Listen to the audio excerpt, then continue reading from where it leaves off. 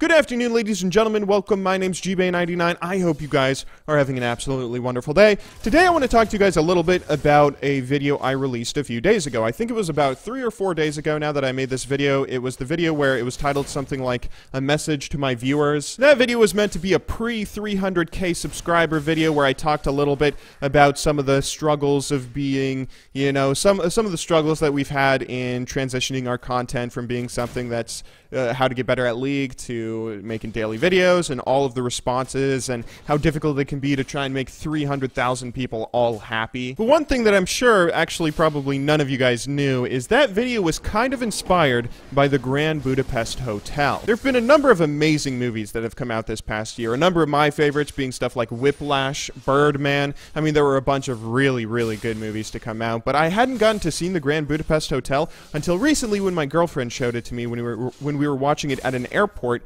waiting for her plane. And it was just fantastic.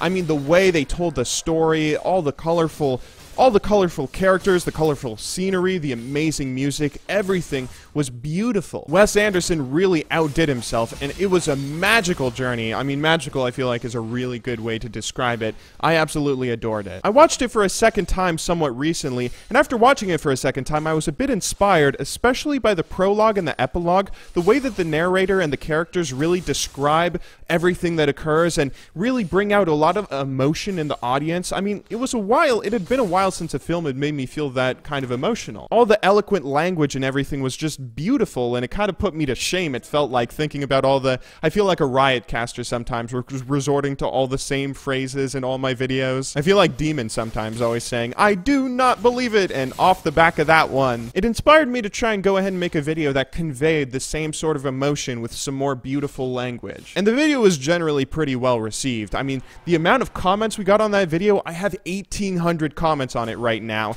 and that is just insane compared to the usual 400 we get. That movie really kind of got me thinking about how I make my videos and trying to make them a little more meaningful. And then that kind of got me thinking about how, you know, there's a lot of art out there, especially a lot of films or movies or television shows or paintings, you know, any sort of work of art that can really affect a person's life, but that you never really know when it does. So for instance, I mean, that movie kind of affected me in a pretty profound way, but Wes Anderson is never going to know that it did. Maybe one of my videos will affect you guys in a profound way. Maybe one of my videos will inspire you to do something or to, like, achieve a goal that you've had for yourself, or maybe one video could be like the breaking point or the catalyst to get you to do something with your life extraordinary that normally you never would have achieved it without that little extra oomph. But at the same time, I may never know. You might never tell me. I might never know how big of an effect that video had on your life, and I also never will really get rewarded for it, right? Now that might actually sound a little bit selfish. I don't mean for it to be, but